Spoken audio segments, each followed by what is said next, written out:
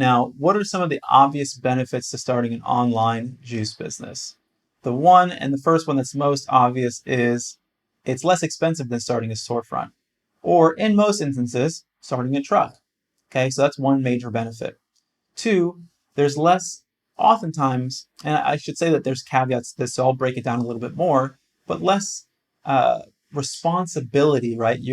If you don't have a long-term lease, there's a benefit there. If you're making juices from an approved kitchen that's connected to your house, then you don't have any rent to pay. You're paying your mortgage, or maybe you are. Obviously, if it's not your home, you probably wouldn't be modifying it, but you're probably paying your mortgage. Maybe your home is paid off, who knows? But you don't have an added expense. Whereas if you do go to a commercial kitchen, then you have to pay rent, like I said, by the hour, weekly, or monthly.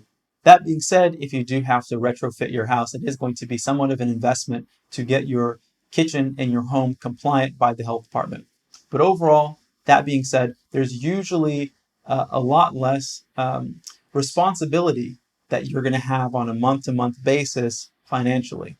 When you're running a smaller scale business, that's one reason a lot of people get into it, is because they don't want to have the responsibility of payroll, rent on a regular basis, just the complexities of ownership.